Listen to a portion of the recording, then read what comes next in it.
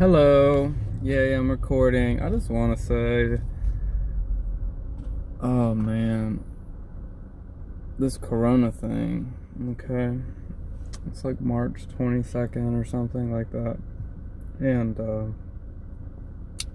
it's absolutely, in my opinion, ludicrous. I feel bad for all the people that have succumbed to the coronavirus, but I don't feel any worse for them than I do for the people that have died from the flu.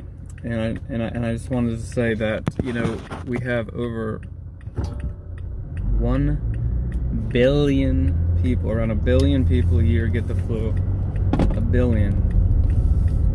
1 billion people get the flu every year. And 750 to 100 million die. Just last flu season was one of the record flu seasons.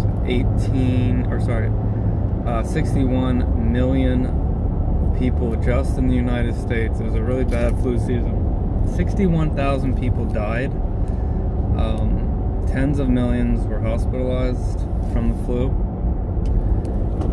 More than likely, in my opinion, a lot of that was COVID-19. It probably hadn't been, discovered yet, which is the same thing that would have happened this year. And now that you're having a lot of people think that it's spiking, but it's not. In the U.S., it's not spiking. It's just the amount of cases are being uncovered. Those people were already sick, and they're only testing the sickest of the sick because 80% of the people barely show symptoms.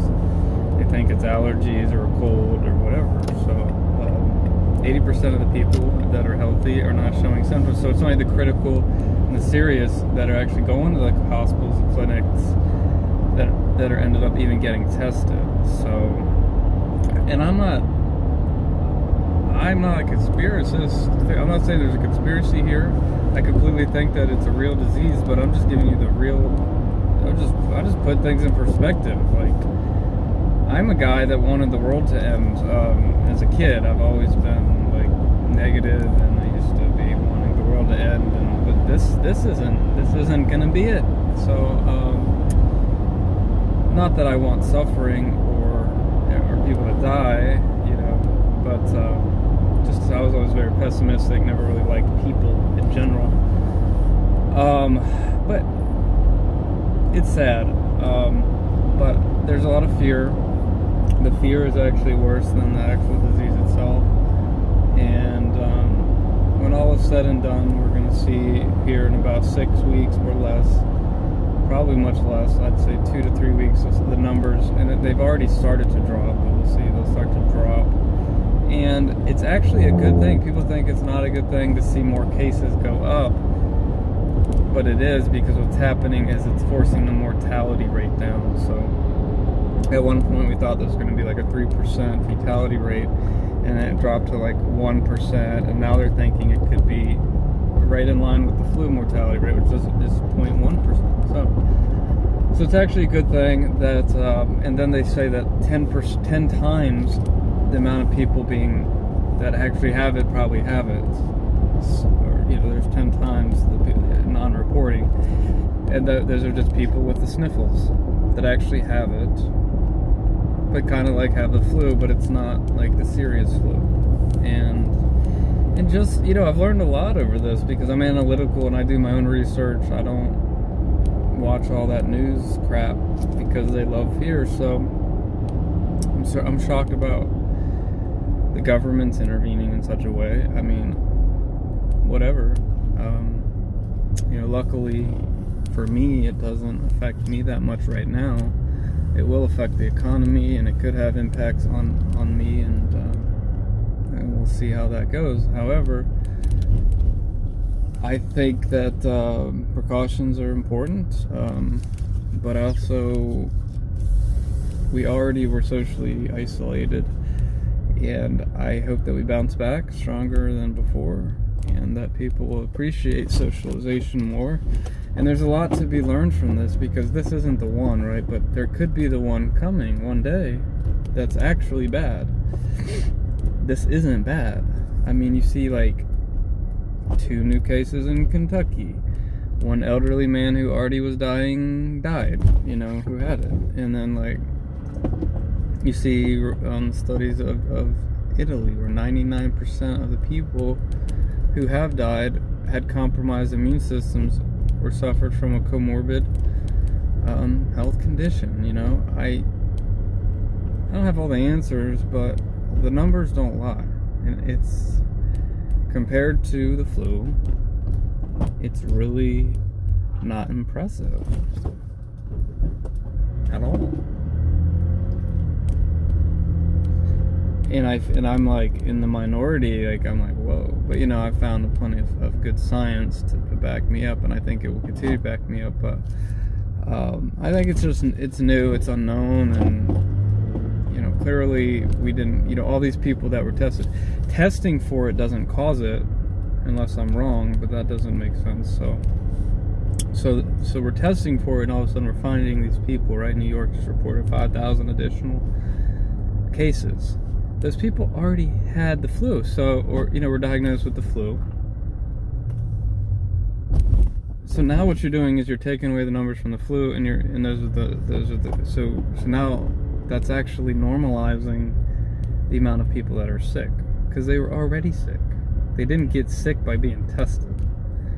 So if you look at everything in context and in the right perspectives, yes, people are dying, but people die every day from all kinds of things. 3,000 Americans die in car accidents every day. We don't shut down the roads. We have over 2 million people, or like 1.8 million, something like that, die in car accidents every year, just in the United States. You know what I'm saying? It's just part of life. This affects older people, and they do need to be careful to be around anybody, including the flu, which is always a threat to older people who have other health conditions. But once again, we just have to put things in perspective and just listen to our governments, listen to our officials, do what they're saying, but at the same time, stay sane, man. Just stay sane. Everybody watching my channel is already sick, mentally or physically. I'm already isolated and a hermit, so I've been that way for a long time, so I'm not as impacted as some people, so. But, yeah, try to get your toilet paper and stay inside, whatever, and who knows, if it could change. My opinion could easily change if this thing actually spikes, like, to a point where, like, you're seeing exponential growth, which it's not going to, but if it does, then yeah, I mean, I'm wrong, and I'll be like, wow, okay, well, this thing's really gonna do some damage. But I've got people on Facebook hating me and stuff, and I'm like, because I just posted a couple things, it's just trying to be a positive message in a time of fear. Oh my gosh, you shouldn't put that, millions of people are gonna die, da, da, da, da. Millions of people die all the time. And even if this was 1% mortality rate, I know this is gonna sound bad, but the world's overpopulated. And every human on Earth got it. Every single human on Earth got it. That's 70 million dead. That wouldn't even put a dent in a population. And 65 million of them would probably be elderly and immune compromised people. Which, one death is sad. One death from anything, whether it's a car accident, whether it's from pneumonia or the flu or HIV or MERS or SARS or Ebola, heart disease, heart failure, heart attacks.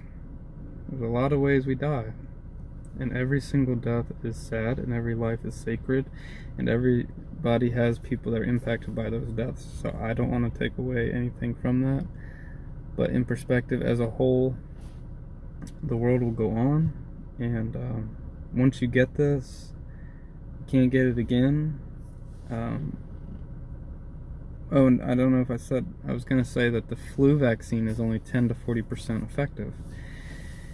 And I was like, what? You know, so, and then you're 5 times more likely to get the flu by going to get the flu shot, because most people who are sick are at the doctor's. So, yeah, some things to think about. Some things to think about that some people don't think about. So, anyway, talk to you later. Peace.